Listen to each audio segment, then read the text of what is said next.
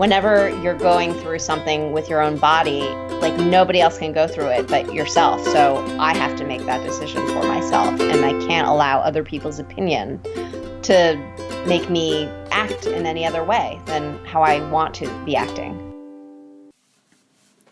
Katie, let it out with Katie. Let it out with Katie Dalebout, enthusiast and curator of people and ideas you need to hear.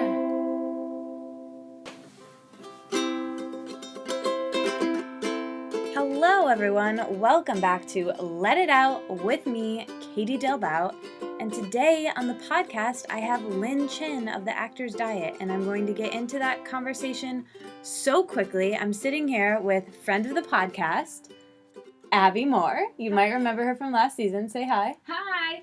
She's visiting me tonight. She's about to shoot a wedding tomorrow, and we're heading to dinner, so you know that this podcast intro has to be super short. So we're going to get right into it. This is a very tangential conversation. We talk about food and body image per usual. We also talk about acting. She gives tips for young actors. We talk about creativity and feeling like you're a jack of all trades and master of none, because that's how I feel most of the time. So of course I bring that up. And Lynn is just a really cool, interesting, fascinating person that I got to meet in LA a couple months ago when I was there for my book launch, and we got this amazing restaurant called Squirrel together, which if you're in LA, you must go to. It was fantastic. Anyway, I'm going to get into this episode. If you want to support the show, if you find value in it, if it makes you feel less alone, if you enjoy listening to it, if it entertains you, if it keeps you company on your commute or while you're cleaning the house. When do you listen, Abby? Mostly when I'm working. When you're working? If or it keeps trying you company? not to work. There you go. When you're procrastinating. If you want to support the show, what do you do? What do you do, Abby? You write a review on iTunes. Sure do. You make sure to hit that subscribe button. It's just like giving the show a high five. And you tell all your friends. You got it. Those are all the things that you do. And you can also sign up for the newsletter, because that's how you'll know about new episodes, bonus episodes. And I've just been using the newsletter in a new way. Do you get my newsletter? It's so good. You like it? It's better I like now. it so much. Yeah. It's not on a schedule, is it? No, because it should be, but I haven't been able to stick to one. But I'm not on a schedule either, so it's perfect. Yeah, I'm thinking Fridays, because I like Fridays the best. Anyway, we'll see. It'll be in your inbox if you sign up. And I love you guys. You're really awesome. If you want to support the show, you can also donate, and that's a fantastic way to do it, so I can keep doing it. And if you don't want to spend anything extra, you can also shop through the Amazon link. Amazon sends the podcast a little bit of pennies, and it doesn't cost you anything extra. So shop through the Amazon link, send it to a friend, enjoy this episode with Lynn Chen. Goodbye. Bye.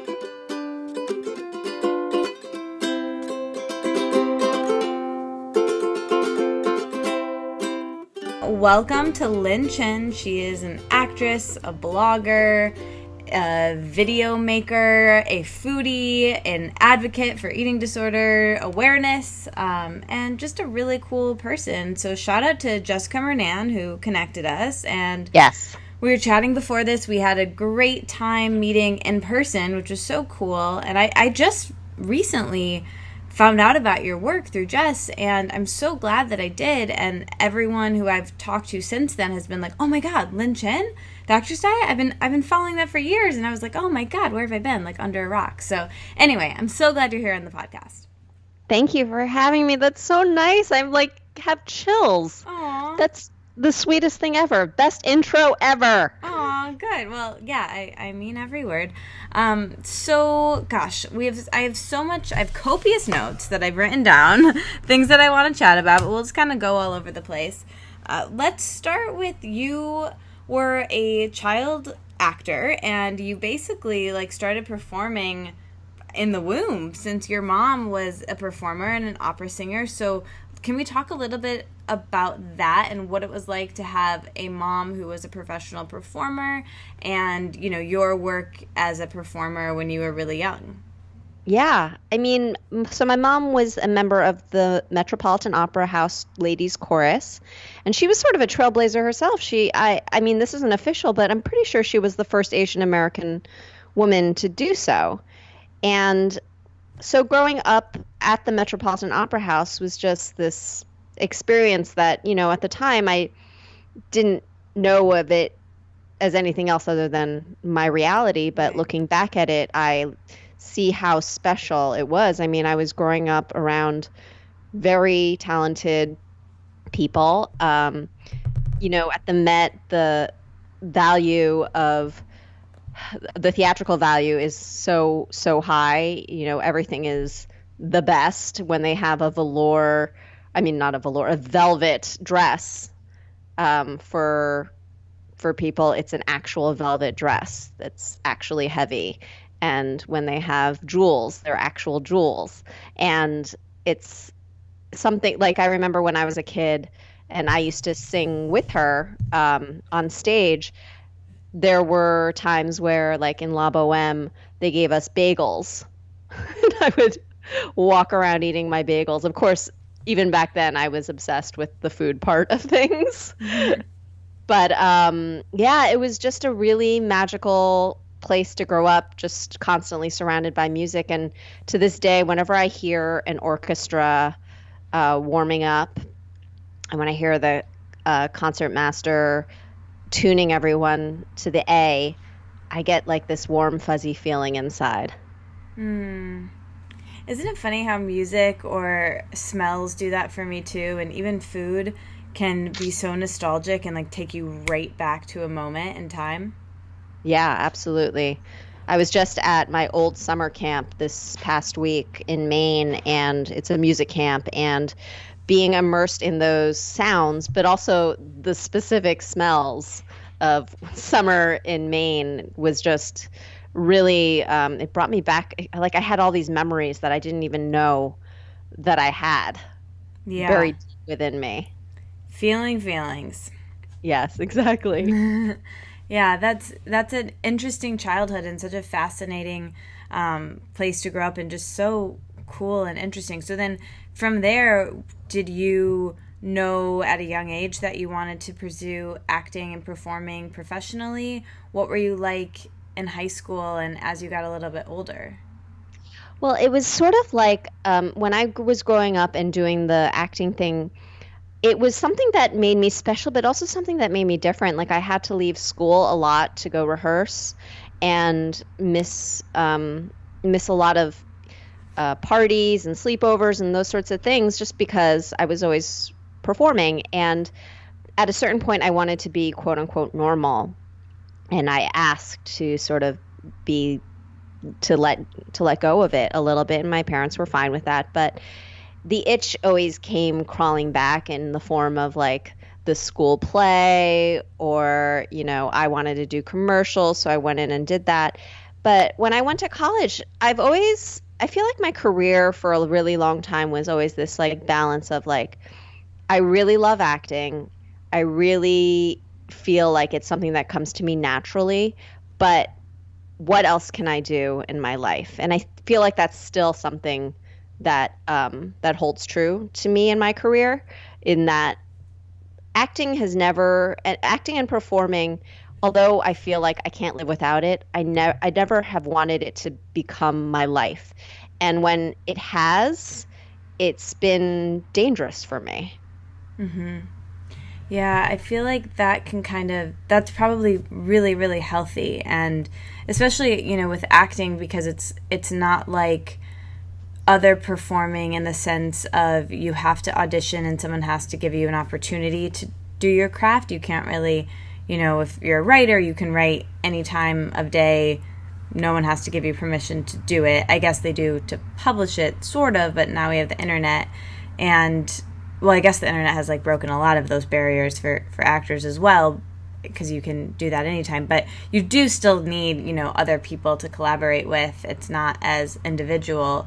So it seems like a natural thing that you would have other outlets for your creative self, and it's really cool that you do. And something I was going to ask you about, because I know this is something for me, and I might have even like shared this with you when we hung out in LA, but like I struggle or am struggling with right now that feeling of master of none, right? Like I kind of feel like I'm jack of all trades, trying out all these different things.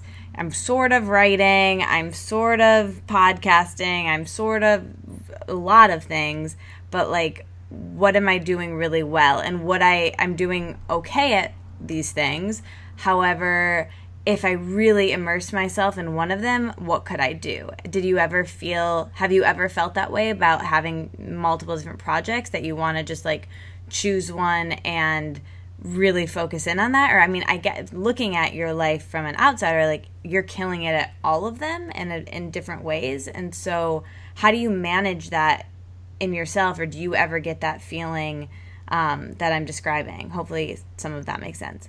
It makes complete and total sense. Of course, yes. I thank you for saying that. It looks like I'm killing it, because a lot of the times I don't feel that way, and I do completely relate to everything you just said about feeling like you just have your hand in every single jar and you don't know like what is happening. Mm-hmm. But at the same time, I've noticed that when I put like in this industry, it's not like something where you're a bread maker, for example, and you have like a tangible result that comes out of all your hard work. Like there's like certain rules that come out of other creative outlets.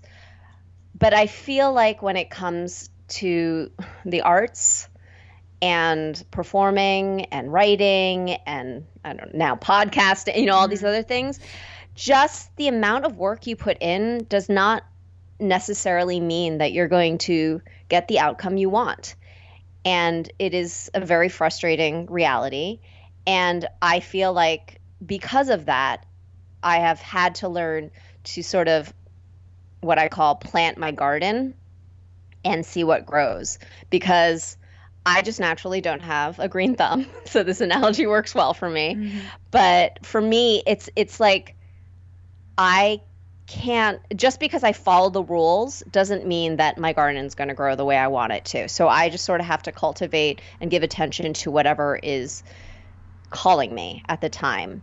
And it seems to balance itself out, like the blog and the podcast and doing the videos and the acting. Like whenever something demands my attention, I give it to it, and I can let the other, I've made my life, I've sort of made a life so that I can give one attention, and it's okay if the other stuff doesn't, nobody's like, I don't have a boss who's going to yell at me because I'm not paying as much attention to one of my blogs as much as I should be. Mm-hmm. And I purposefully have set it up that way because I don't want to be held accountable to one thing. Yeah. It sounds like you've kind of made your life as a whole your masterpiece or your work of art, not just one particular project. And I think that, first of all, is really cool, but probably keeps things interesting, like nobody can say that all the things that you're doing, you're probably not bored a lot, basically. No, yeah. And the other thing is, I think, and I'm sure we'll probably talk about this later, but because I don't have kids, and part of me not having kids was me not being able to have kids. And so trying to spin what felt like a loss to me into something that was positive, part of that came to this idea of freedom, that I could make any decision I wanted because I didn't have the responsibility of another life to be responsible for. Yeah. So part of that is like, well, you know what? If that's going to happen, and if I'm going to do that, then there's nobody's going to get hurt by this. And that is my reality. Whereas like I see with so many of my friends, the sacrifices that they have to make because they have to. Right. And I don't have to do that. And it's a life that I've chosen now. Yeah. What a cool reframe of that really difficult thing for you, because I know I heard you speak about that topic, and you were someone who really wanted to have kids from a really young age, and then found out that you couldn't. So what a beautiful way of being able to reframe that in your life as something positive and what you can create and have in your life despite of a circumstance out of your control. Yeah. Yeah, it's really, really beautiful. So I guess getting a little bit back, the very tangential conversation, as I prefer it, but getting a little bit back to, you know, when you kept kind of crawling back into acting, but when did you decide that you wanted to do it professionally? Like when you were in college, I know you said you switched your major. See, I like know too much about you because I did my research. But talk to us a little bit about college and performing, and when you decided that you wanted to pursue acting.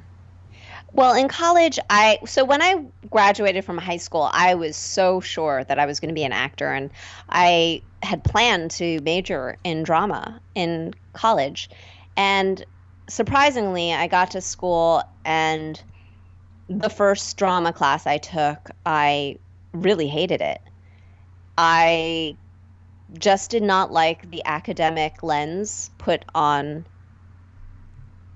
acting. You know, I felt like it suddenly became work, whereas it had, like I had said before, it came so easily. It was just my world, and suddenly it was like, analyze it, take it apart, study the history of it. And it just put me in my head in a way that it just was not pleasurable anymore. And I sort of had a crisis and didn't know what to do. And I ended up dropping the drama focus. And I ended up being a women's studies music double major instead. But when I graduated from college, it was for me like I thought I was going to pursue acting again, and suddenly the harsh reality of being an adult in New York City trying to be an actor came crashing down on me. And I realized that the rejection part of it was also extremely difficult. It was not coming easily to me, and the not having money and not knowing what I was doing with my life was really weighing on me. So I immediately took a job at a school, and I ended up working at that school for 2 years, knowing full well that it was sucking my soul and that I did not enjoy it, but I was too scared to. Were you teaching? I was working as the assistant to a principal. So there was really no place I could go grow, you know, like it's not like I could become the principal next. Mm-hmm. There was no growth. So it was like I was teaching a cappella to their a cappella students. So I was still creative in that way. But I also knew that like teaching wasn't, even though I was good at it, I knew that that wasn't what I wanted to be doing. I wanted to be performing. So at the end of the first 2 years, I decided to save up my money and take a proper acting class, and I did that. And shortly after a summer intensive of acting, which this time around I actually enjoyed, I ended up pretty quickly booking my first job, which was on Law and Order, and got my SAG card, the union card, and that was pretty much it. I just kept working after that, and it's been God, that was like 2000, so it's been 16 years now that I've been working professionally as an actor. But I have to say, like every couple of years, I definitely go through this moment of like hitting the pause button and being like, what am I doing here? Because I feel like there's a baseline for most actors where they just, it's like, it's a pure like desire to just be working, and this gratitude for just like any line or any opportunity that comes your way, and this expectation that things you'll just keep building your resume and it'll keep growing. But there's so much other stuff that comes in, and I don't think it's like different for everyone. So I don't think anyone can really prepare you for it, but it's something that I wish I had known. It's something I wish that like somebody with a lot of experience had told me back in the day, that like it's okay to go years without working, and that it's okay that some years you'll audition like crazy and some years you won't get anything, and it's okay to have your agents leave you, and it's okay for you to leave your agents. Like all of these things end up happening, but at the base of it, it's still that like I still feel sometimes like that young actor who's just like, just hire me, please.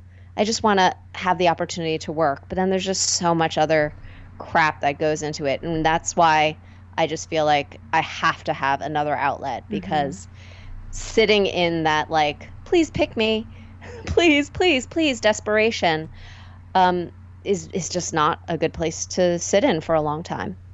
Yeah, I can imagine, and I feel like you've set up your life in a way that really is best for that lifestyle, to balance it, because in your other projects you're very much you're the boss, you know, you're the entrepreneur, you're the host, you're the curator, you're the writer, you're choosing yourself, when this other aspect of your life is so out of your control. There's so much control in the other things that you do. So that makes a lot of sense. With what you were talking about, you kind of already answered this question. You must just be like psychic and knew I was going to ask. But I wanted to know more about, you know, any advice you have for young actors. But I'd like to lead into that. Take us back to when you wanted to move to LA and making that leap, and what that move was like, and some of your thoughts and feelings around that. When I decided to move to LA, it was very clear that that was what should happen.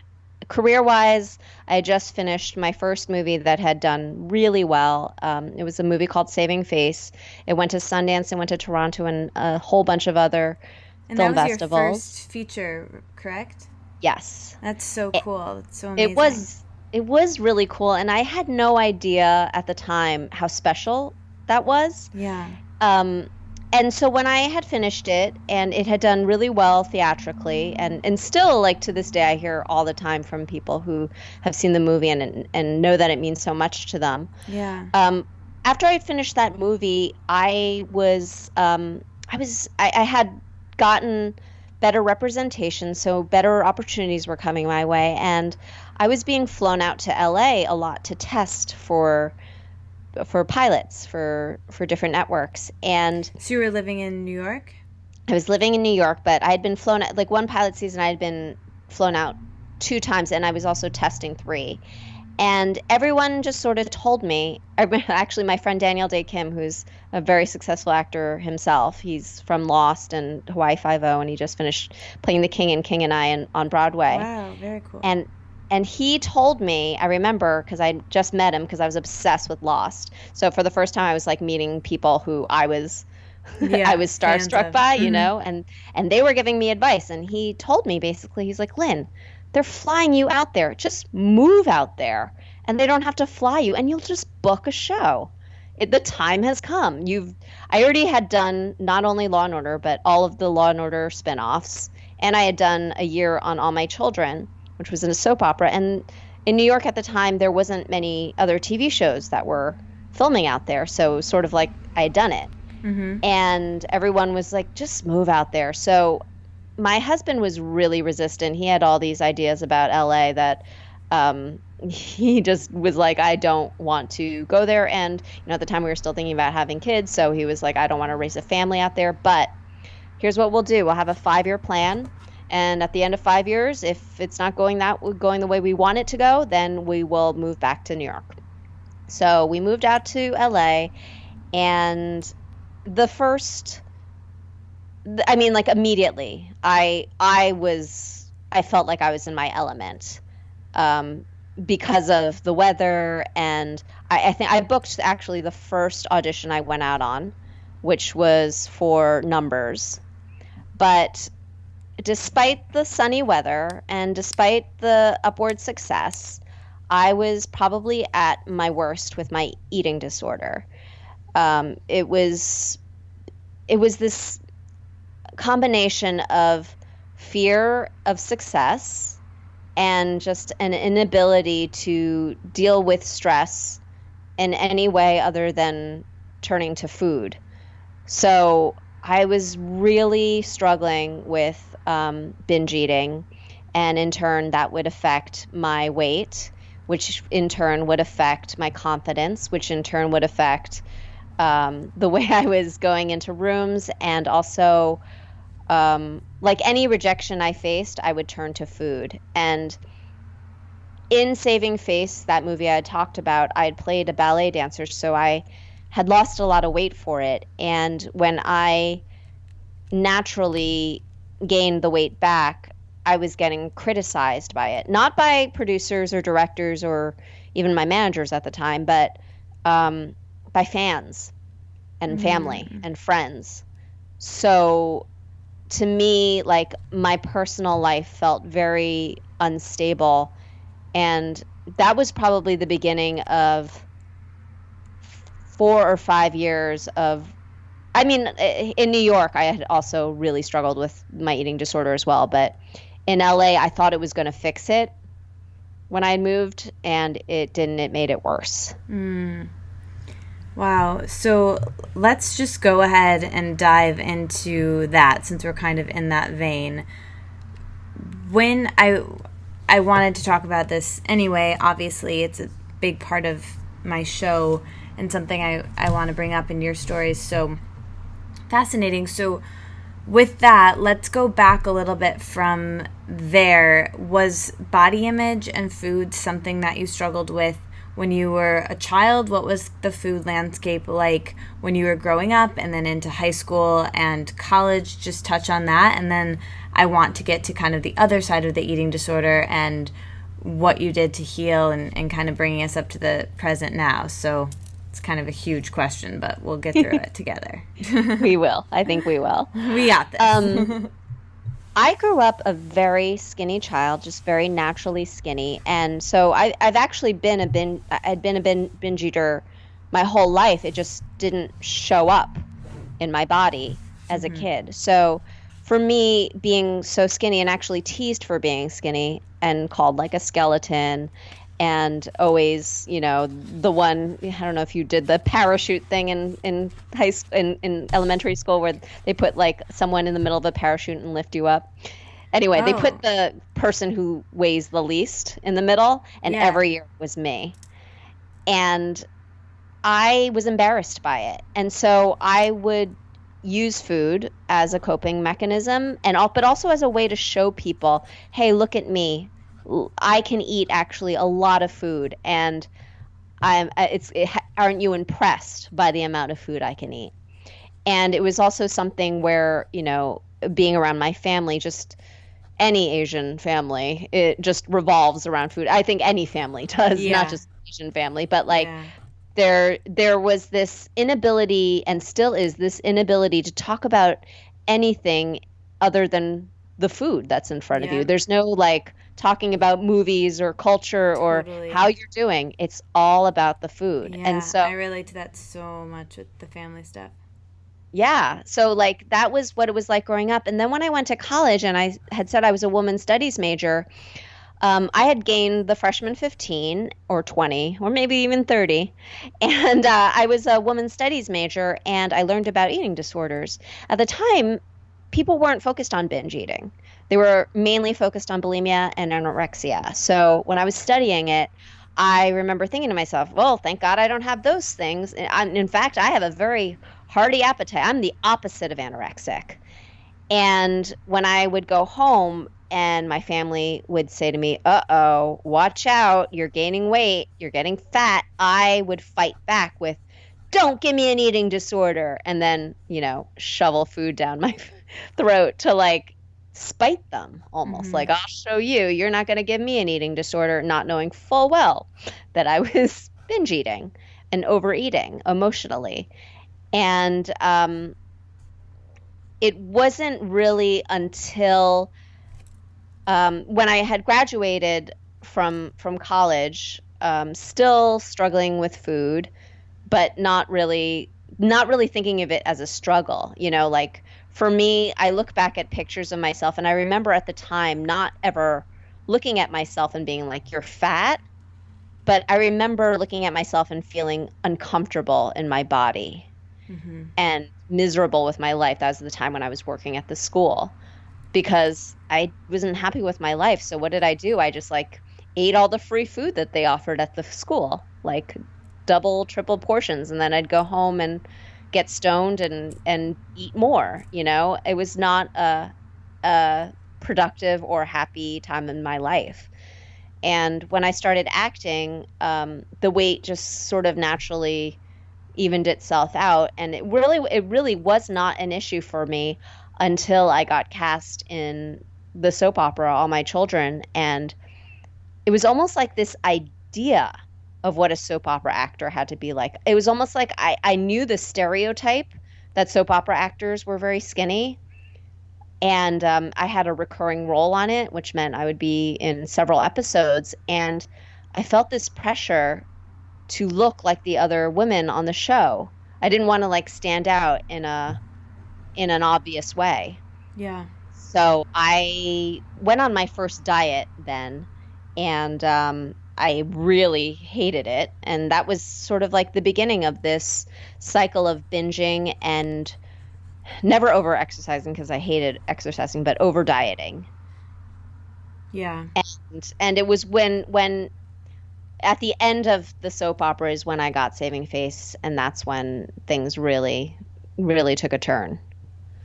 So before we continue there, I have a couple things that I want to pick up on from what you said. So it's interesting. First of all, I relate so much to what you were saying about learning about anorexia and feeling like, oh yeah, that'll never be in me. I could never do that. I remember, did you have DARE when you were a kid and when you were in Yes. Yeah, I remember like in DARE learning about self-esteem and anorexia and being like, they show like the girl who's looking in the mirror and she sees this like huge image of herself and she's really, really like super underweight. And I remember like when I was in my eating disorder, it wasn't quite like that because I knew I was thin, but I didn't like look in the mirror and see something different. I'm sure there's body dysmorphia, bleeding through that. But I remember thinking like at the time when I learned about it, oh, that could never be me. And then it's so interesting how even like when it comes to awareness for eating disorders, I'm wondering how productive it is to like learn about them without experiencing it. Like, you know what I mean? Like yeah. I saw, watch out for that, but it still happened years later. And you saw it in women's studies and then it happened to you, So it's like, I'm just like processing this. This is like a new thought I'm having right now. Like, I wonder how effective preventative awareness in that way is. I feel like I think what really helped me shift out of it, and I learned this after I had been really, really in it, was getting angry from a feminist perspective about why our system is set up like this, like how this is like a women's issue. Do you know what I mean? Like opposed to just being like, this is a mental health thing that can happen to people, watch out, Yeah.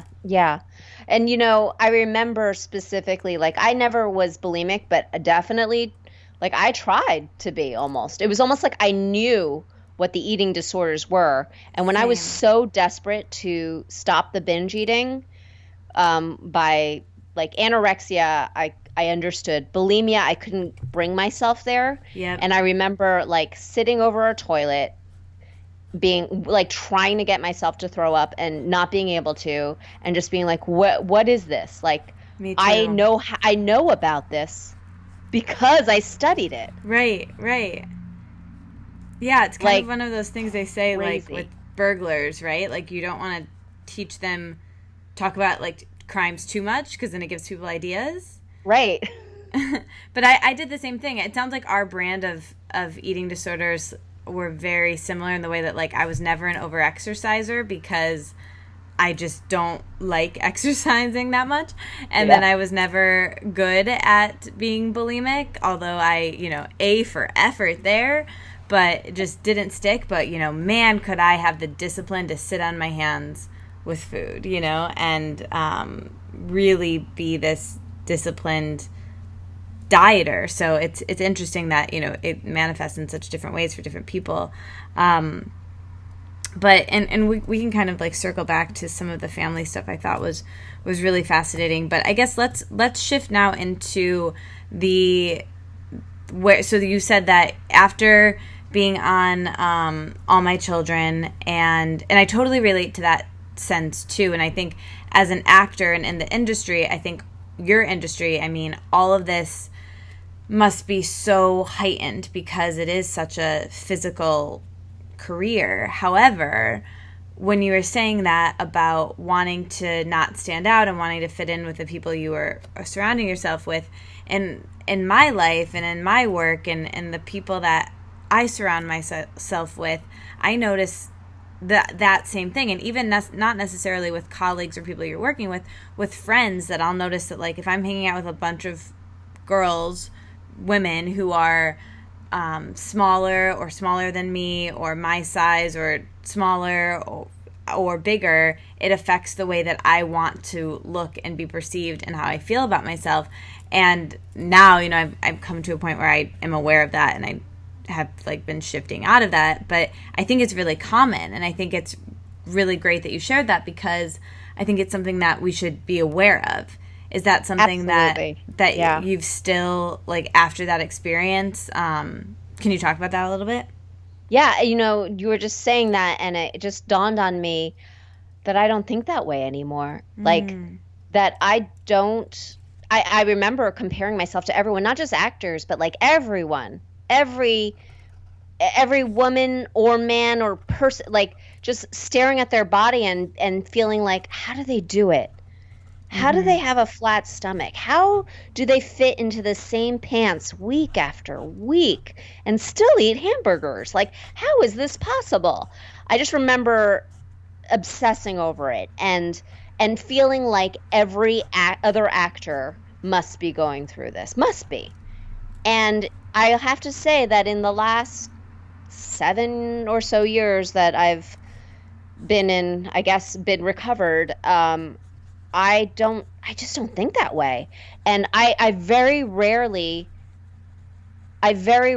first of all, I don't compare my body to other people's bodies in general anymore. I had to stop that, and it took effort, but it worked, and I don't do it anymore. But I don't even think of my own body when it comes to like going in for fittings and whatnot. I don't stress out about it.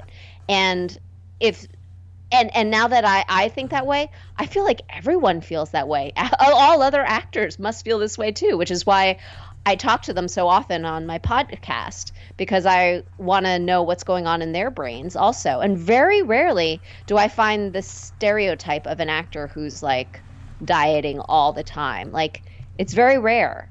And That's in great. the past, I wouldn't have believed it.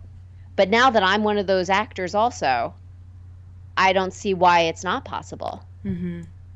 That's so inspiring and cool, and I love that. I want to keep the thread going a little bit. You were saying that when you got Saving Faith, it really kind of exacerbated things and things got worse a little bit. But I really want to know from there, how did you get to this place you were just describing right now with, being in this really healthy, recovered space? I'm obviously time is something that helped, I'm sure.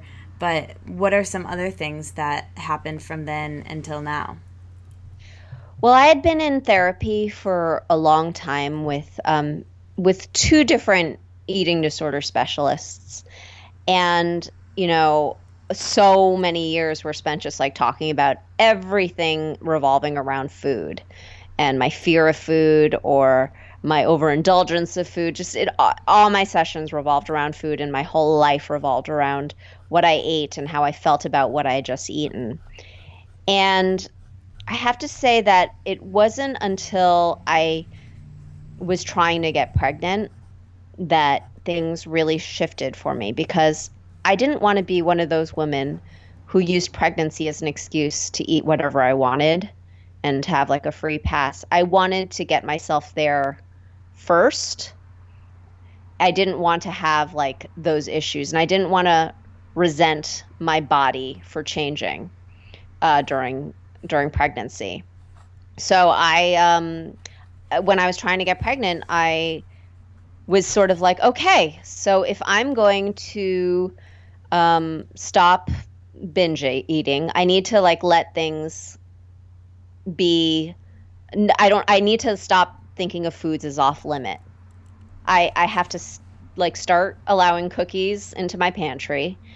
But at the same time, if I had this idealized version of how I was going to eat, and I guess it looked a lot like what was in, like those like Self magazine a day of a lean protein and a and a vegetable. Like I thought it was going to look like that, but with the allowance of what I perceived as like a normal life, which was a pantry that was filled with cookies, as I mentioned, but also like a beer here and there or coffee here and there. And I soon discovered that in my very free like time period, I also discovered that I didn't want to be drinking coffee anymore, because I had been using it as like a way to stop myself from eating at times, as like an appetite suppressant.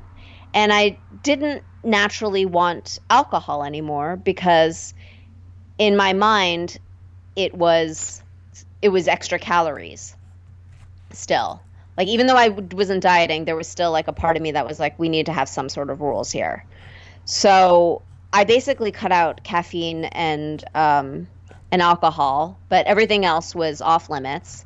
And initially I gained about... You mean everything else was on limits? On limits, yeah, that's what I mean. Everything else was on.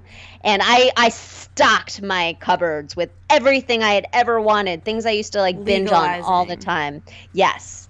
And I gained about 20 to 30 pounds, like right away.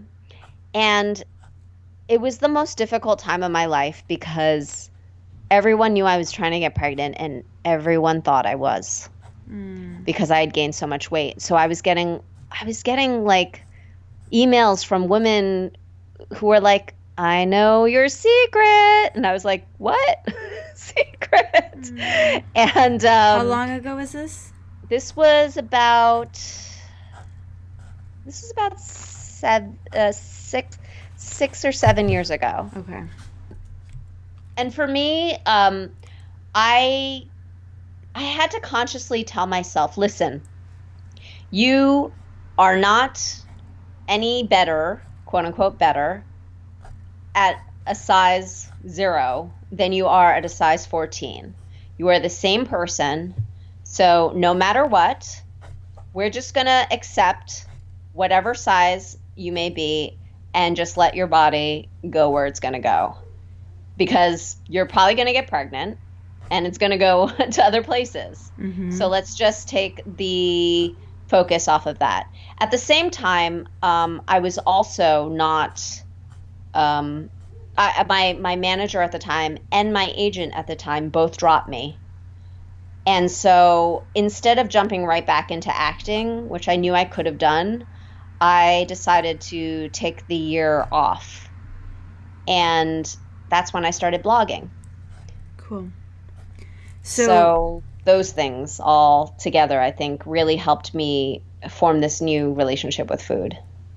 That's amazing. And so bringing us up to the present, from there, what has changed about how you eat now? Is it still pretty much the same? What are your routines around food, if you have any now? What is your like philosophy around foods? Is it still really in that same space of everything's legalized? And kind of just bring us up to the present there with food and body image now.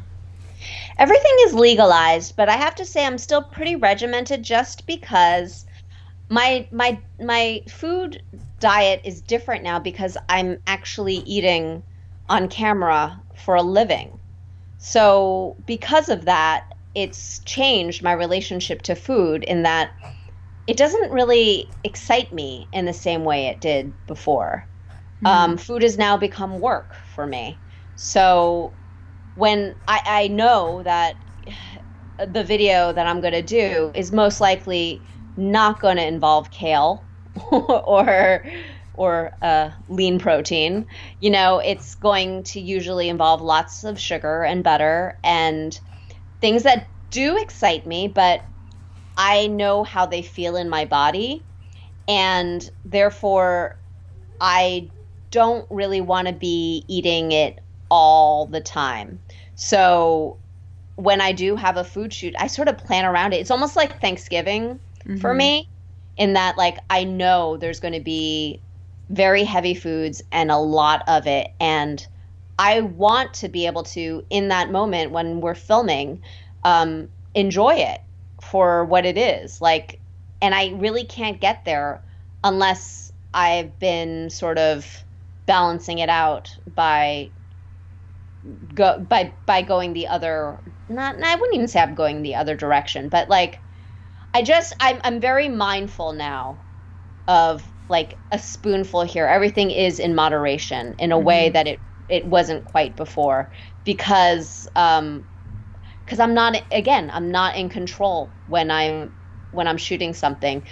Inevitably, always we have to do another take, or the chef will bring something else out, or we got to make it look nice, so we add more oil or more powdered sugar on top, and all those things add up. And in my mind, I'm still like, I still struggle with body image sometimes. It definitely is something that still, I'm not going to lie and say like that when my pants feel too tight, that I don't, it's not that I freak out, but that I don't, have a moment where it's a little difficult for me. But I have found that these moments come and they almost always go, and I always get over it and it's fine. And I don't freak out about it anymore, but I do deal with it. I don't just sort of like be like, fuck it, and let's just keep going down this rabbit hole. I do rein it in a bit. Yeah. So how do you deal with it? How do you deal with it physically and emotionally? I'll keep the thread going. I'll get us back to talking a bit more about your work later, but this is a natural transition to the question that I ask everyone that comes on the show, which is about body image. It's something that we always discuss here, and you just brought it up so beautifully and shared so vulnerably, which I think is really important. And so when those moments come up, how do you handle them? Like I said, both physically and emotionally. I know you had the amazing Sandra Oh on your podcast, and I listened to it recently, and she said something that just really stuck with me about how when those voices kind of come up in your mind, comparing yourself to another person or your past self or whatever it may be, she like named the voice Pamela, and she was like, oh, it's Pam comparing my outfit to that other lady's or whatever it is, and like moves on. And so do you have something like that you do mentally, and then what do you do physically with food or exercise or whatever? What's kind of your strategy there for managing that? Yeah, I mean, I don't go as far as naming it, but I do acknowledge it. I definitely acknowledge it, and I will. The first person who knows about it is my husband, because he's the one who eats with me all the time, and he's gotten really good at just like being completely non-judgmental about anything, whether it is he thinks like I'm eating too much or he thinks I'm eating too little, because I think he just trusts that I know what I'm doing, and he's going to trust that. And in him doing that, it makes me trust myself. So cool. When really I'm cool. Like, all I have to say to him really is like, babe, my pants are tight. I don't want them to be tight next week. And he gets it. Like he'll so in that sense he'll be like, so where do you want to go for dinner? What do you want to be eating? What should we have? Like what That's should we great. stock up on in the house because of that? And yeah, it is really really nice that he just like I just never have to worry about that piece. And in general, like he's got my back when we're like Yeah. out in public too, and people are like, does anyone want dessert? And it's not like I struggle with that at all, but like he'll just like sort of stick up for me if like people are like, Lynn, aren't you gonna have a bite? And I say no. He's just like got my back. He's just there and he's got my back. He doesn't like put additional pressure on me. Yeah.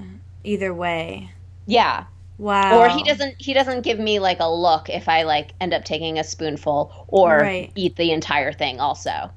Oh, I just that is so amazing, and that's so beautiful, and unfortunately I think really rare, or can be rare, and I think so crucial for people like us who have struggled with this, and this has been like our biggest struggle. Yeah, that just sounds so wonderful and amazing. So I want to talk a little bit more about that since you brought it up, your relationship with him. So it sounds like, because I know you guys have been together for a really long time, Yeah. he's been around for like all of this then. So he's seen all of the ups and downs of this. Yes, we've been together 19 years. Oh my goodness. Yeah. And So cool. he to get to this place, it took a lot of work because that didn't come naturally. Even though both of his parents are therapists, he just naturally wanted to fix the situation when I was struggling. Like, I think like anybody would want to do for their partner. Like, he just was constantly like, okay, so what can I do? You want me to like keep food out of the house? I'll do it. You want me to like rub your back if I feel like you're eating too much? I'll do it. You like, Abe, why did I eat this? Why did you let me do this? That came up a lot. And in letting me just take care of myself was probably like the biggest thing, and him doing that. And then in turn, me starting Thick Dumpling Skin, my other blog, which is a body image blog.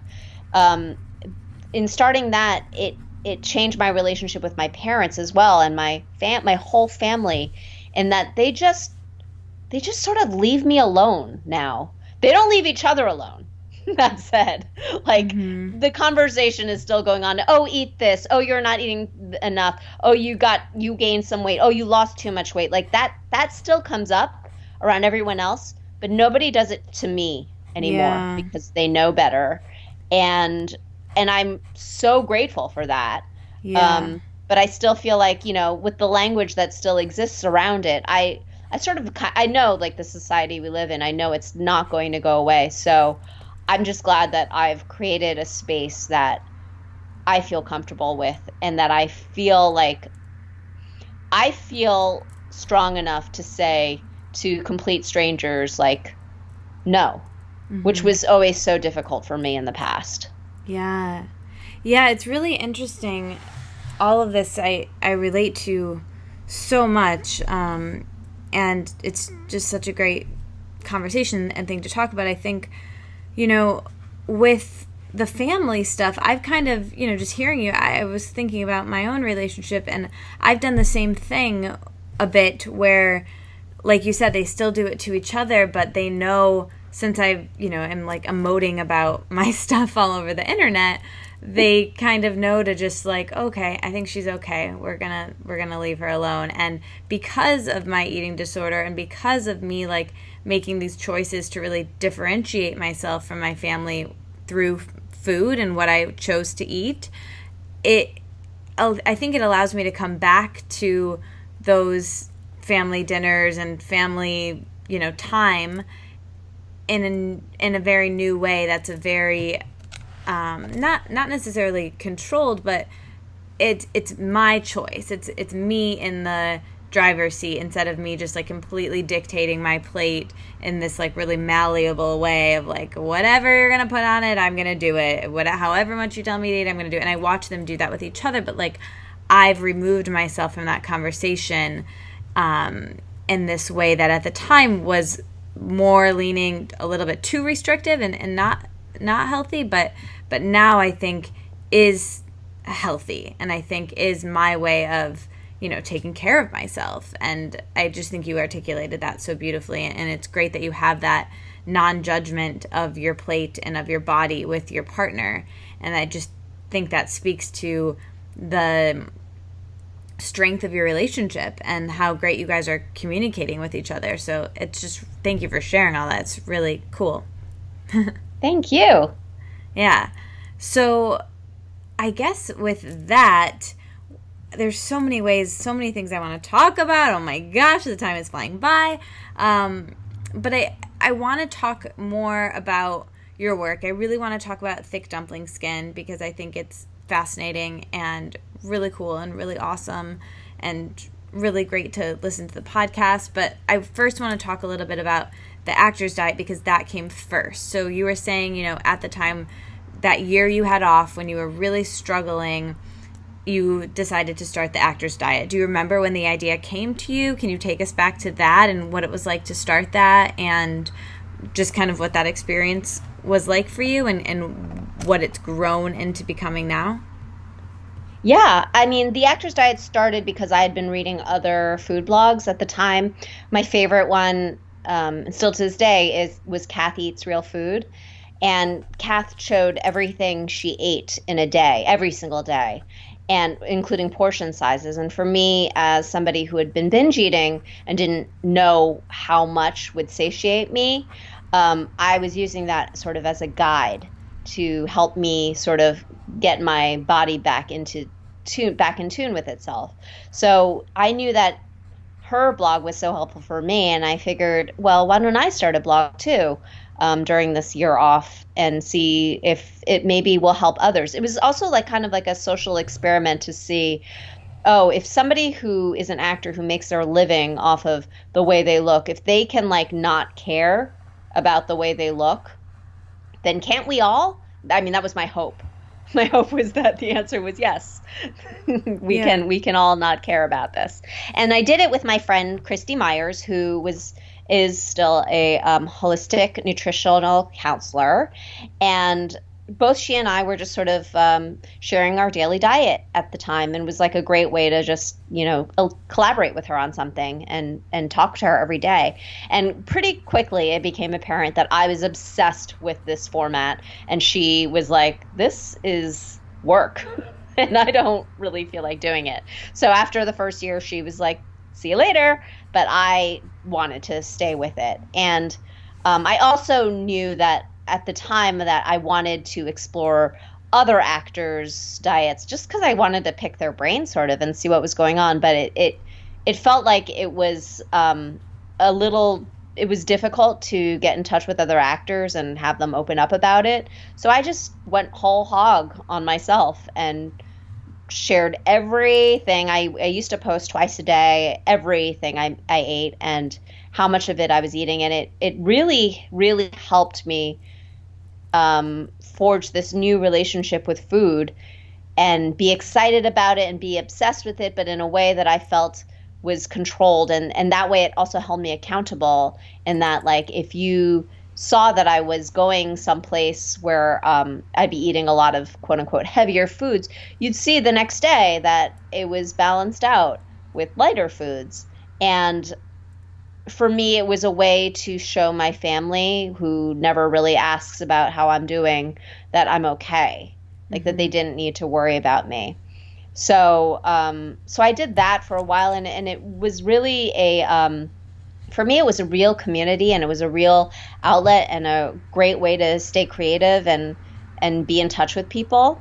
But the blogging world has changed a lot in the last 6 or 7 years.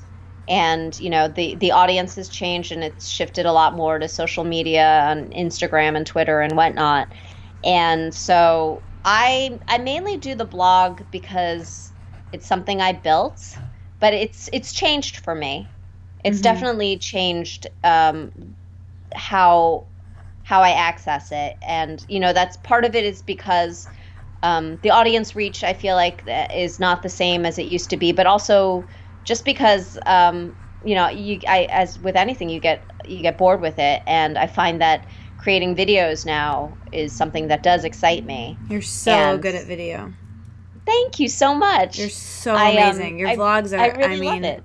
they're so good. Like, I binge, Thank you. speaking of binges, I went on the biggest binge of all your video content today, and like, I'm like with you IRL kind of right now over Skype, but I'm like excited for later when I can watch more of your vlogs. Like, I feel like I just like, you. yeah, you're so, I've started vlogging. I don't know if I told you that, Lynn, but I should have vlogged with you in LA. It was I did my first one when I was in New York, and then the second one when I was in LA.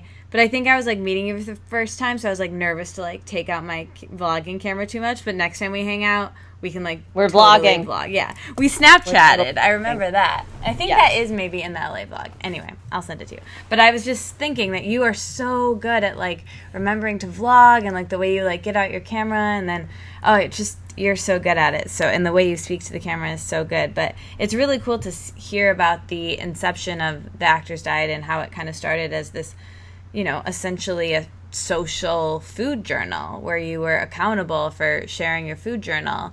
And I think that that's really interesting and cool. And like, I just would be so fascinated to read that because I'm, and we're very similar. But yeah, I think that's so cool. And I relate a lot too to the, when I started vlogging in college, which was probably around that same time, in the mid 2000s, where I kind of did the same thing. I started the blog with my college boyfriend. We were going to like share it. And it was kind of the same thing. He was like not as into it, where I was really into it, and like sharing all the things that I was into and that I did. And then it kind of transitioned into me talking about other people that I was into and wanted to pick their brain. And so it became a podcast, which is still what I have now, which has had many iterations. But so going to that part of the blog, what is it now? Do you still share your food on there, and you're not in the same way as much, but is it more about other people and about interviews? And now you have the Actor's Diet podcast. Can you talk about, where it is now and how it transitioned? Yeah. Well, I started the podcast mainly, actually, even before I was blogging, I had another podcast also with Christy, same woman. It was called Actors Off, and it was about what actors do when they are not working. Just because it was something that I'd always been asked on a red carpet, and it always made me feel uncomfortable. Like, you were a huge loser if you didn't have like something lined up right away. Mm-hmm. And so I was sort of like a way of normalizing this often unemployed time that most actors have. So I had already started podcasting. I love the format, and I love that you can just like sort of speak your mind and not have to edit yourself, and it's easy. So that's why I started the podcast. Honestly, I started it also because selfishly, I wanted to get to know people better. Yeah. I wanted to be able to have these conversations that with not only with my friends, but with strangers, because it's weird to sit down with somebody and be like, tell me about your childhood. Yeah, dude. over toast. Isn't podcasting the best? But yeah, you can totally do it over podcasting. It's the best. And so yeah, I've gotten to know some amazing people because of that. Exactly. Like, it just really I think I was doing it more so for selfish reasons. Me too. Than anything else, just because I wanted to be having those conversations with people, and I wanted like a record of it. Yeah. Also, I wanted to improve my interview skills and to see like how many times I said and like, and then try to stop that a little bit. But yeah, the reason that's the reason why I started it. And sometimes I'm like, oh my God, it takes so much work. Should I keep doing this? But honestly, I feel like I'm gonna try to get to at least 100 before reassessing, just because videos now do take up most of my time, and they do take up a lot of work. But I do still love podcasting, just for the reason that it is so casual and you can get to know somebody so well. Yeah. I love your podcast. I love it so much. Thank you. I can't wait to have you on it at some point. Yeah, I would love it. I've just been having a ball going back and listening to the episodes, because I feel like I found you somewhat recently, so it's nice to have such a wealth of archive of content to go back to. But I was actually going to ask you, when you were talking about interviewing, as someone who hosts a podcast myself, obviously, what tips do you have about interviewing and getting people to feel comfortable enough to open up to you, and anything that you can share that you've learned from doing that through the Actor's Diet? I've always approached my podcasts as kind of like the opposite of what you did, which is I do no research, because I want to talk to them as if we were meeting for the first time at a cocktail party. Mm-hmm. And so in that, I guess it's also like I'm also brushing up on my social skills in that sense of like how I would be talking to how I would approach somebody if we had never met before. I don't prepare at all, but I'm just genuinely interested in what people's relationships with food are. And so I'm lucky in that, like, the focus of the podcast is so specific, because everybody has a relationship with food. And some people might say, God, who cares about what brand of peanut butter I use? But I care. I don't think most people care about that, but I do deeply. Yeah. Well, I think, I love this.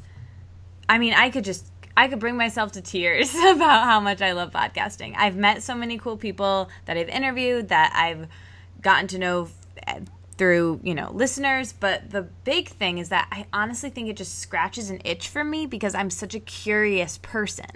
Some people could call it nosy, and I have a really big one, so maybe that's why. But yeah, I mean, I think you must be as well, to really be curious about people's relationship to food, to what type of peanut butter they eat, all of that, right?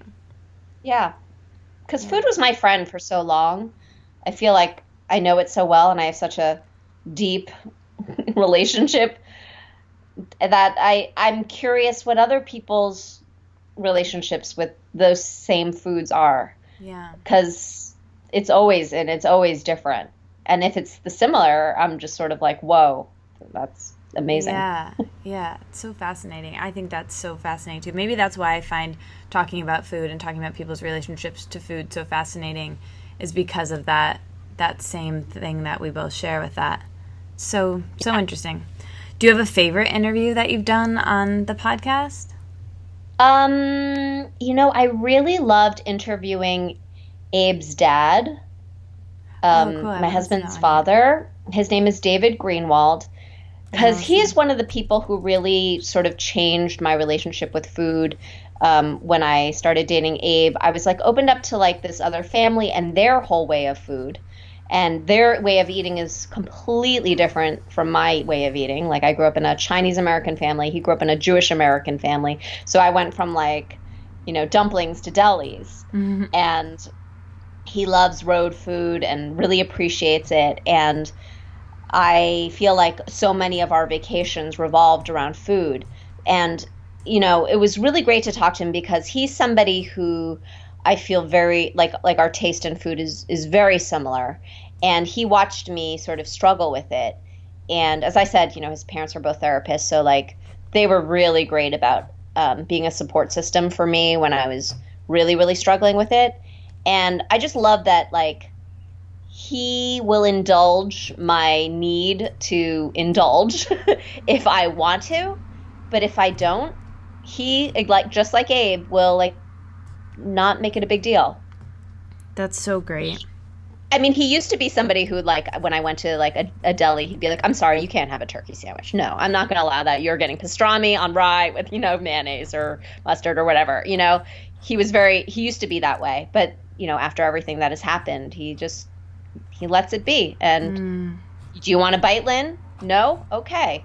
Right. And it's been really great about it. But it was fun getting to know, like, his ins and outs. I had no idea he had been a picky eater when he was little. I loved hearing, like, the stories he told about, like, cooking for the kids. And it was just really a great example of somebody who I know really well and love a lot and feel like I, like, always have something to talk to him about. And then getting to dive even deeper with him was so much fun. Yeah. I heard, I think it was Chris Hardwick had his dad on his podcast before he died, and he was saying that like he was so happy that he did because it was such a brilliant conversation. He was able to have a totally different conversation than he would have just if they were hanging out naturally without it being recorded. And Yeah. I think that that's true of anyone that you have in the podcast, because I've actually been interviewing a lot of people that are my friends recently, and I want to do that more because I think it just makes the podcast so much more casual. And the conversations that I had one of my best friends from college on the podcast recently, and that conversation I learned more about her than any of the other times we've ever hung out, and it was really cool to have that special thing just because we were recording it, that I got to take the lead of this conversation and bring it to places that it might have been awkward to go just in a normal social setting. Yeah, Yeah. totally. And it's really great what you said about him just being so supportive of whatever you want to do with food that day, because I know for me, like with all the different things that I've done with my way of eating strategy, I don't want to like say diet, I guess, but it was since recovering from my eating disorder, I had this fear that honestly, just to be transparent, like still comes up for me around my family, where it's like, okay, well, right now I kind of want to eat some tortilla chips, or whatever it is, right? Like, but I don't want them to be like, oh, she's eating gluten now, or she's doing this now, and like offer it to me and be like, oh, but you had it yesterday. Why don't you have the pie again today? Because you had it yesterday, but I don't want it today. And like, so I would just not have it ever, to like not try to confuse them, you know? Do you relate to what I'm saying at all? No, not anymore. Yeah. In the past, yes. Yeah. Yeah, and so it's something that now I'm just kind of like, well, it's going to be what it's going to be, but I know it's still kind of in the back of my mind. Like, are they watching me? And then now I'm just kind of like, oh, no, they're not. I'm going to just eat whatever I'm going to eat. It's going to be different today than it was yesterday, and I don't have to worry about it, but it was definitely a lot stronger before, and I could see it dissipating. And honestly, like, the last holiday that I was home, it just, like, wasn't there at all, which is really cool. Like you were saying, to be like, oh, I don't think that way anymore. It's cool. Yeah, and the other thing is that even, like I used to care so much about what my friends and family thought. They don't say it to my face, and I don't think they're talking about me behind my back, but even if they were, I just really don't care anymore, just because I know I'm okay. Yeah. And that's really all that matters. If they think it's sad that I'm eating a certain way, or if it's not really the best way for me to be eating, it doesn't really concern me anymore, because I just know from all the struggle that I've been through that whenever you're going through something with your own body, like nobody else can go through it but yourself. So I have to make that decision for myself, and I can't allow other people's opinion to make me act in any other way than how I want to be acting. Preach. That was so well articulated, and oh my gosh, I love that. I want to like record that and play it for me every morning. Okay. Well, I guess I am recording it, so I guess I just have to play it every morning. That was so great. I love how you said that. So before we get into the questions I ask everyone, the quick fire questions, well, some of them are unique. Anyway, we'll get there. But one other thing I want you to tell us about, and I want to talk about a little bit, is thick dumpling skin. So I know that came after the actor's diet, and can you tell me about how the idea for that came up, and how you met your collaborator on that, and what it is, and what you're working on now with it? Thick dumpling skin came up because I had so many responses to all the eating disorder stories or writings that I had been putting up on the actor's diet, and a lot of it was coming from other Asian Americans who could really relate to this feeling of being around family, and of this expectation of being an Asian ideal, which, especially for Asian women, we have so few representations of ourselves in the media, and so when we do, it's just really one type, and not a lot of us felt like we could fit into it. And so when that was coming up a lot, at around the same time, I had already been looking for a place to sort of put the eating disorder writing, because it felt like it was too jostling. Like one day I'd be like, gonna eat so many cupcakes. And the next day being like, here's how I feel about cupcakes, really. You know, so I just like felt like it was like just really disjointed. And I was listening to NPR and I heard this article, this interview with Lisa Lee, who was talking about how she had gone to a quote unquote fat camp in Taiwan and how normalized it was, and her relationship with food and culture. And the second I heard it, I was like, this woman gets me. I need to find her. I went on Facebook. We had like 40 friends in common. I went to the guy at the top. He introduced us. And before I knew it, I'd like written her this long email that was like, oh my God, Lisa Lee, let's get together. Let's talk about forming something. Should we make a movie? Should we make a book? Should we make a site? What should we do? Should we start a social experiment? And she wrote me back and was like, oh my God, Lynn Chen, I love saving face. Yeah, let's do something. What should we do? And we realized the quickest thing to do would be to make a blog. And just Thick Dumpling Skin the name came up pretty quickly, and we launched. And thanks, I'm pretty proud of it too. I think my husband's actually the one who came up with it. And good job, Abe. Good job, Abe. And we just, God, I feel like 5 years we just passed, and we do a lot of speaking now. We still have people writing into sharing their stories. It's more like of a community hub that we both curate. And the thing that is the most frustrating about Thick Dumpling Skin, despite all of the years of attention we've got, I'm now a ambassador for the National Eating Disorders Association because of Thick Dumpling Skin and the Actor's Diet.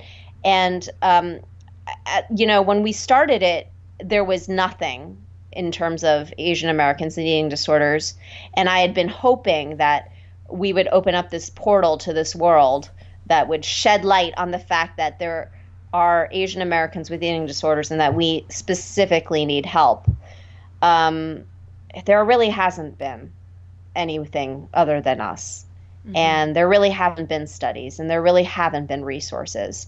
And, despite being on NPR numerous times, despite being featured by Marie Claire and Cosmo and all these other outlets that shine a light on us, there's still so little when it comes to actually really forming something that will be a lasting source of help.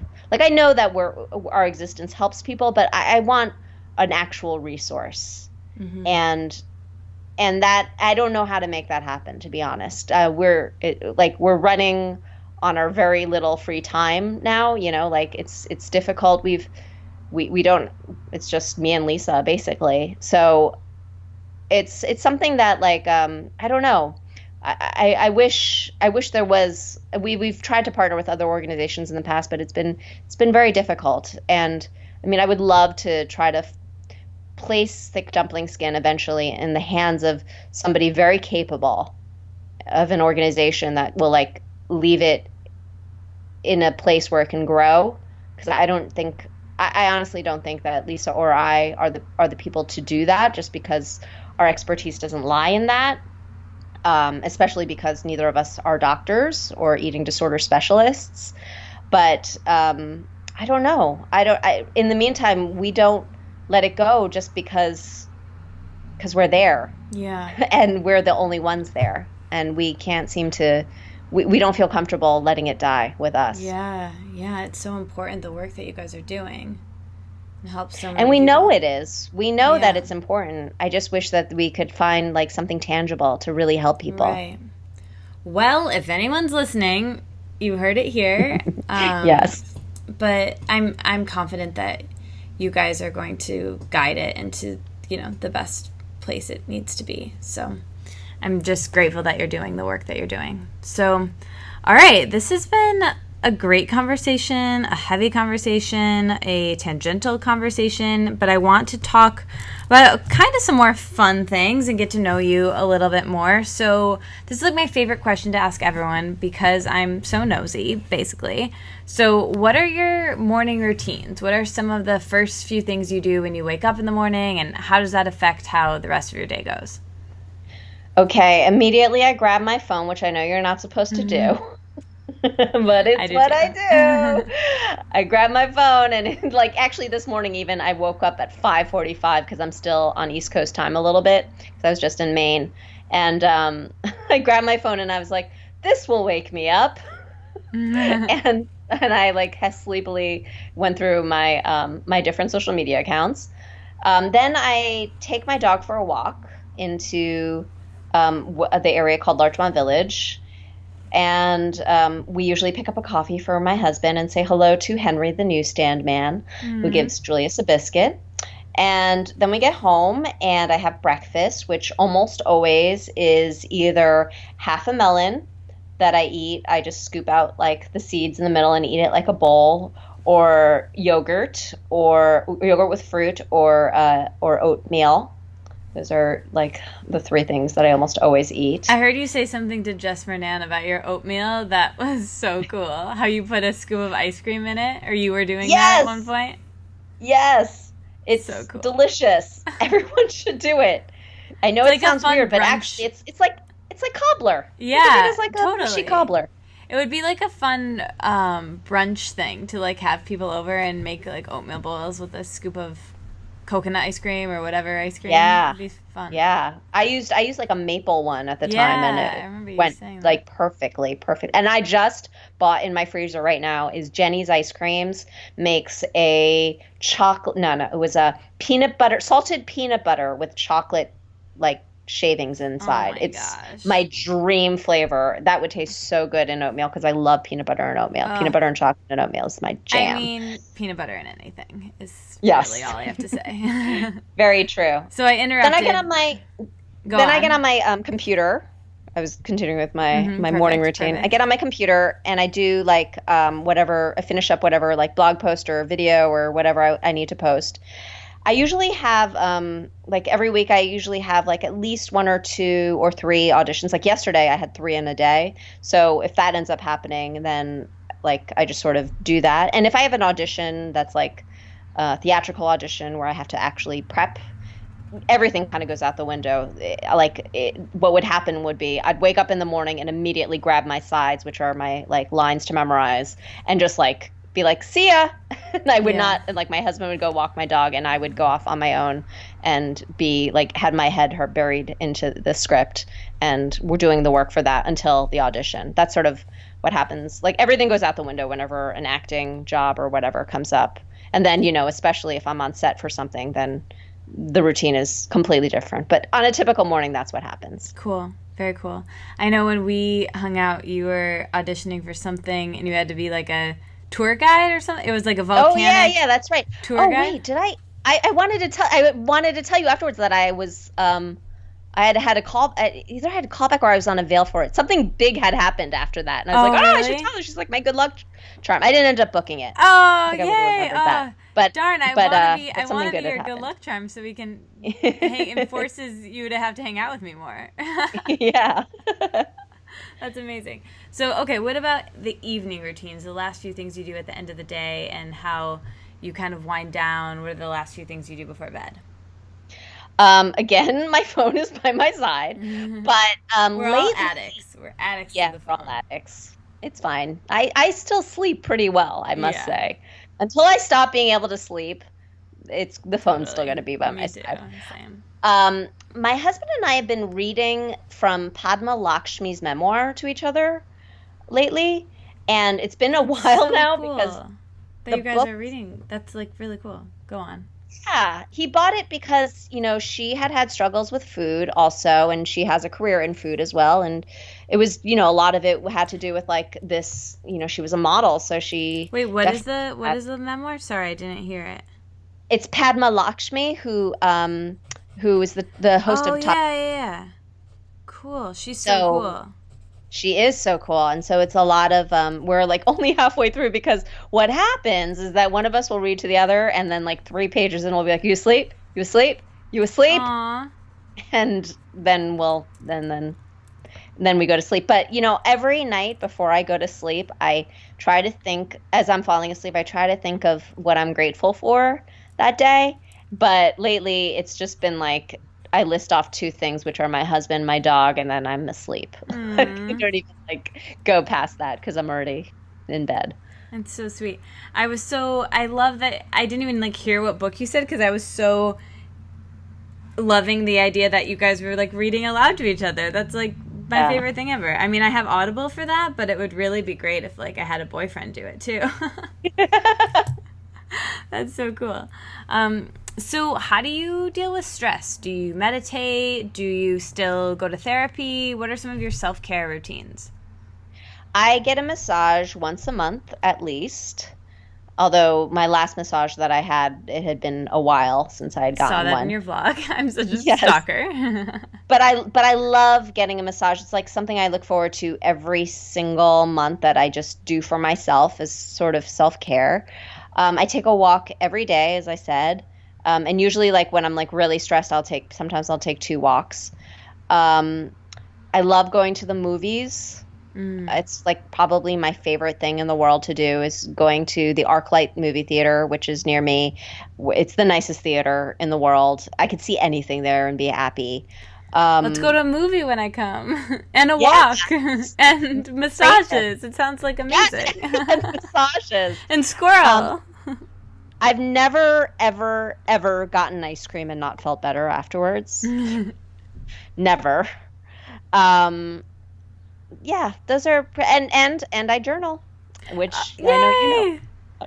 But not as often as I used to. Like I used to journal religiously, but now I save it for the times when I really need to just like get my thoughts out.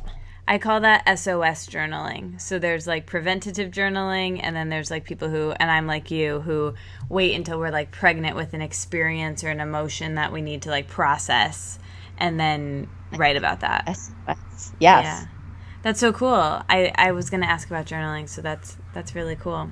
So, okay, these ones are a little bit quicker, so just you can say the first thing that comes to your mind today. So what's your favorite color? Blue. Favorite day of the week?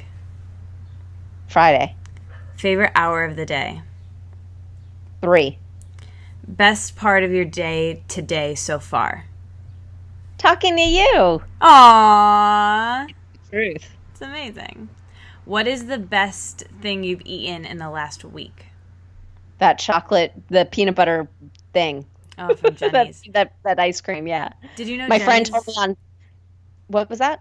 Did you know Jenny's is from the Midwest? Started in the Midwest? I did. I actually just met her the other day, and cool. she is incredible. But I Snapchatted myself eating it last night, and my friend Lily from Kale and Caramel, an amazing site, she was like, "You just totally made out with that ice cream," because I like put it in my mouth and then I couldn't like take the spoon out because I couldn't believe how good it tasted. Oh my gosh! I hope that Snapchat is still up. I'm gonna go watch it after this. I think it might be.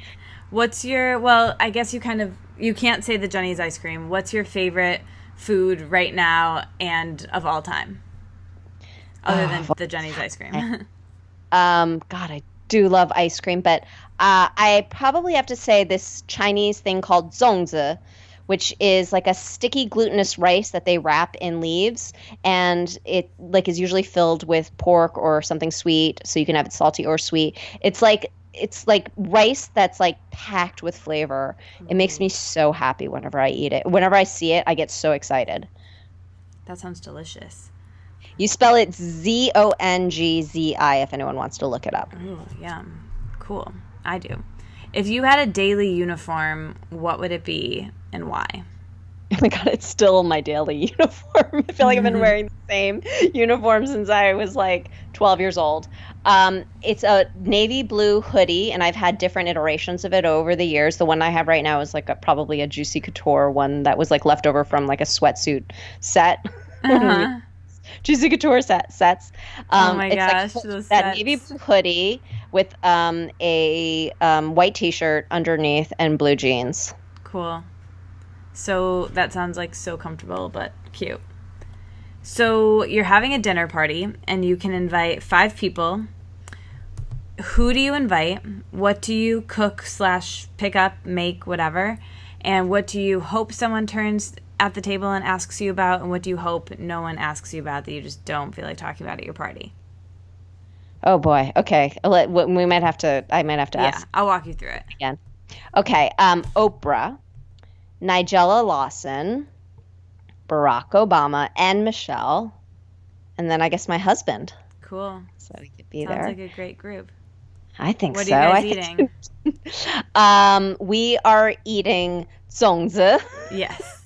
which I buy most definitely. Probably, yeah, like a dim sum dinner of some sort, and it would have 粽子 on it and many dumplings of all shapes and sizes, and like I would make the dessert because I don't really love Chinese desserts. My dessert would be I make these blondies that have a layer of jam on top, and then I stud the top with honey roasted peanuts so Oh that my gosh. when you eat it, it tastes like peanut butter and jelly, but with like crunchy. Oh I man, I could want to cry. go. That sounds so good. It is so good, and it looks beautiful too. And not a lot of people do this. I just did it because I was lazy one time and was like, I want to have jam and peanuts on top of my Yeah. blondies. But it bakes in beautifully when you bake it in on top of the batter. And I should go one step further and make those blondies, peanut butter blondies. Ooh, yum.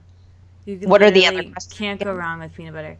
What do you hope that they turn and ask you about at the table, and what do you hope no one asks you about that you don't want to talk about? I hope that they ask me about ooh, I don't know what I hope they ask me about. It's so hard because I feel like I'm such an open book when it comes to everything. There's really nothing. I guess what I wouldn't want to talk about is God, I don't even know. I always say for And that politics. one, yeah, Politics, and that would be really hard around, Barack Right. and Michelle. But I'm really not very eloquent when it comes to politics 'cause I don't really. It's actually a weakness of mine in that like I have a really difficult time remembering dates and history and just important things like that. Like I don't have a strength for that. So I usually remain very silent when it comes to anything political. But I guess I would like them to talk to me about like what we talk about on the podcast, which is like our history with food and our relationship to it. I would love to know. I mean, I think we all know Oprah has had Right. food problems in the past, but and I think Barack Obama must have, like he had like a cigarette addiction, which I used to have also, and yeah, I just like feel like people who have addictive personalities, like there's something I'm we sure. have Yeah, I'm sure. to talk about that. Yeah, I think if that ever happens, you have to promise me that I can either like be your sixth alternate or like you'll record it as a podcast. Okay. Yes, for sure. Okay, so you're trapped on a deserted island and you can take with you one food, one book, one movie, one TV show, and one person. Go. Oh my God, this is very difficult. Okay. One food would be. Why are bananas coming into my head? I just They'll like. probably be there, so you might want to go to a different one. And then my mind goes to pudding, even though I don't want banana pudding. Probably peanut butter. Oh Actually. yeah, because you put that on those bananas. Yeah, exactly. I could live off that for years and be super happy. Yeah. So crunchy peanut butter. What is the one food? One book. Mm-hmm. One book would be Are You There, God? It's Me, Margaret. Cool. One of my favorites by Judy Blume. One movie would probably be The Karate Kid. Gets me every single time. TV What show. TV show would be Felicity. Oh, things it's from the like my best. childhood. I love I Felicity. It's so Just comforting. rewatched Felicity, and my husband watched it with me because it was my Christmas/birthday gift. Oh, that's amazing. He regretted it 3 episodes in. He was like, "Are they going to talk about anything other than Noel and Ben?" And I'm like, "Ha ha ha! Not No, you really. have 4 more series. You have 4 more seasons to go. Sorry, babe."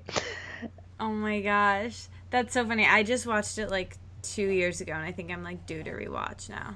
I felt so sad when it was over. I Like know. I had like graduated and left my friends. I know. But we're watching The Americans, another Carrie Russell show, and it's amazing Oh yeah, in I a heard different. that that's good. I heard that that's good. She's It's so incredible. pretty. Yes, she's an amazing actress in that. Like she was so thoroughly believable as Felicity Porter and so thoroughly believable as Elizabeth in The Americans. So Yeah. I feel like yeah, she wins. I actually once sat across from her at a restaurant when she was shooting Mission Impossible. So she had straight hair, and I wasn't positive it was her. And I had to like write on the table we were sitting at. We were sitting at this restaurant called Pache, and they have crayons on the table. And I wrote like upside down to my husband, "Is that Carrie Russell?" And he wrote back, "Yes," but then he had to like color over the entire conversation so that when she got That's so see it. funny. That's so So ever funny. since we have a code word for whenever we see someone famous, and it's because we were sitting there and next to the crayons was olives. So whenever we see someone famous, we say olives. But for the many times that we've seen someone famous in LA and said the word olives, almost always I'm like, "What are you talking about? What are you saying?" Oh man, that's so funny. Simi, my best friend, is definitely listening right now. We're going to adopt that, Simi, olives, because when we were in New York, we saw so many famous people, just like so many. Whatever, I'll tell you about it when we hang out. But she was so non-discreet at all, and it was just funny. We need olives really bad, so thank you. So, and then person, would it be Abe that you'd bring to the island? Oh yes, of course, yes, Of course, Abe. duh. Cool. So, okay, just a couple more. Do you have any like funny memories of auditioning or being an actor, or any like best experiences or roles, or like a favorite role that you played? Anything there? I guess I'll share like a audition horror story. I actually shared it recently, and it made me realize like, oh man, you can get over anything. I had come really close to auditioning. I had gotten through several rounds of auditioning for Julie Taymor's movie Across the Universe, and Cool. it was her movie about the Beatles, and Yeah, of course everyone was buzzing about it, Yeah. and I went through the first couple rounds of auditions, and it was just like everyone was just like, "Lynn, who else is going to play this part? Seriously." They want an Asian lesbian. I just played one. And they want her to be able to sing, and they want her to be able to look like she's young. This is you. Like, you got this. And they were really excited about me. And so I went into the callback where I was going to meet Julie Taymor. And in the waiting room with me was Anne Hathaway. She was auditioning for Evan Rachel Wood's part. And I was like, yeah, yes. Like, this is it. This is the moment. These is the moment. And I walked into the room. At first, Anne went in, and, like, she was in there forever, like, talking it up, singing 4 songs, blah, blah, blah, blah, blah. And she left the room. And then I walked in and sang maybe 5 bars of my song, and she was like, "Thank you, you may go." Really? What? Oh my gosh! Like, and I like left feeling like, was that it? Really? What did I do? What happened? And the feedback was apparently that I didn't do as well as I had done in the previous auditions. But I was like, what? I didn't even do anything. Like, what? Yeah. And I remember thinking afterwards, because I was so hurt and so like upset, because I felt like that this is my chance and I blew it. I remember thinking at the time, well, I'm in the same room as Anne Hathaway, so wherever her career goes, my career will go to. And it's just been really funny for me to like think back to that moment and where I was and where I thought my career was going to go, and realize it has not gone that way, and it's okay. It's totally. Yeah, well, I mean, I would argue it's gone better, because I really love all the content you're creating, not just through acting, and I can't say the same for Anne Hathaway, so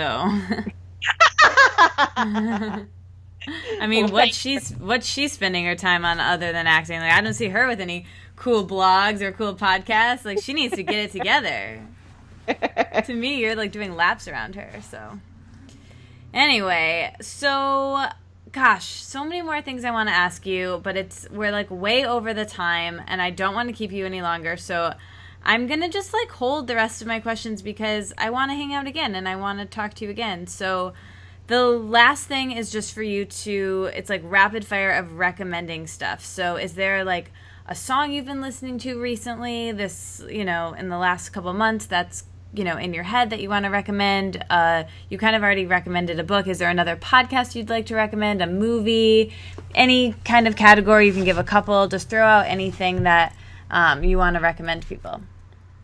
It's funny, I feel like I listen to more podcasts than I listen to music, but since we were in Maine and we were taking a little road trip, I'm obsessed with, and this is probably not new to anyone else, but I feel so old, but when I find like a new artist to me, I get really excited because it's like been so long since I've been excited about a singer or a musician. Casey Musgraves, do you listen to her? Mm-mm. Or know who she is? She's country.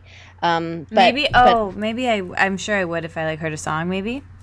Yeah, she's great. I like her latest album that she has. I can't remember the name of it because I don't write down the name of anything. I just let my Spotify play it. But it's the latest one she has. It's got a song called "Biscuits and Gravy" on it, cool. And I just think her voice and her storytelling and her songwriting is just impeccable. I just think she's so great. Cool. So I really like her. And as for another podcast that I love listening to, I really, really love, I feel like this isn't like that new to everyone, but I think Terry Gross and Fresh Air, it's not a podcast, it's like just a show. I love her so much. Like, I could cry. I love her so much. Whenever I ask that question about the dinner party, she's always the one that I want to be here when I grow up. She is so great. But I would have to say that at a dinner party, you know, she's like really weird about food herself. Really? Like whenever she has like a food person on, she's always like, I burned my chicken. Like she's like always like screwing food up. It'd be really interesting to see how she would handle food. Yeah. Yeah, I'm sure she would be really cool to hang out with. I love that we can bond so much, Lynn. We both love Terry Gross. We both love massages and food, and yeah, we're just like meant to be friends. Cool. Well, this was amazing. I have a bunch of more questions in my copious notes that I want to ask you, but I'm confident we're going to hang out again. So before I ask the final question, tell everyone where they can find you. I know you're on like a slew of social medias and you have like a slew of websites, which will all be in the show notes. You don't actually need to say them, but is there anything in particular that you want to plug or promote or anything? I'll put it all in the show notes, like I said. I guess the main thing, I mean, you can find everything if you just went to lynnchen.com, but the main thing is that I'm trying actively to grow my YouTube channel. So if you are on YouTube, please subscribe. It's Lynn Chen Tube. Yeah, the name of the channel. So good. Like, I'm going to hang up and go hang out with you more because I'm going to like watch more YouTube videos because that's my TV. I just love watching YouTube videos so much. So this was so much fun, and I'm just so glad that you were here. Thank you so much for doing the show. Do you feel good? Did you have fun? I do. I had a lot of fun, and I really appreciate you taking the time, a lot of time out of your day. Thank you. And for just all the kind words that you've said, and it just is really nice to hear, especially because, you know, I saw a lot of the times I do feel like I'm just like putting shit out there into the world and like, I'm like, is anybody out there? Thank me. Yep. You're fangirl over here. That's so good. Katie. Yeah. Well, thank you so much. The name of the show is Let It Out. So do you have anything within you that you still want to let out? Anything that we didn't cover? I don't think so. We covered a lot of bases. We got it all. We landed this plane. I feel good. I feel like we're going to have to talk again, but we got it all, at least for today. I should have warned you that it's a really super long-form conversation, but this was so much fun. Thank you for sticking around. It was, and I was not lying when I said the best part of my day, so thank you. Aw, yay, good. All right, that was my very long conversation with the Lynn Chen. Check out The Actor's Diet. Check out Thick Dumpling Skin. She is fantastic. Thank you for doing the show, Lynn. And tweet at us. Tweet at both of us. Let us know if you are still listening right now and what you thought of the podcast, what you want to hear more of. And did you like the show, Abby? It was amazing, per usual. Great. Well, it has Abby's seal of approval. Abby is starting her own podcast. Oh, God. Am I allowed to announce that? Am I allowed to announce that? I don't know. Now it has to happen. It's happening. It's happening. Sometime. Also, your zipper's unzipped. What? Your zipper's unzipped. I'm sitting underneath my desk and I can see Abby's zipper's unzipped. She's my best friend. She's starting a podcast. It's going Now to be you amazing. Cannot wait to listen to it. Zippers unzipped. Zippers unzipped with Abby and Katie. Okay, we have to go get dinner. I hope you liked the podcast. I hope you liked this goofy intro. Maybe you didn't like it, but you know what? You could just 15-second on through this. All right, love you guys. Thanks for listening. Talk to you guys next week.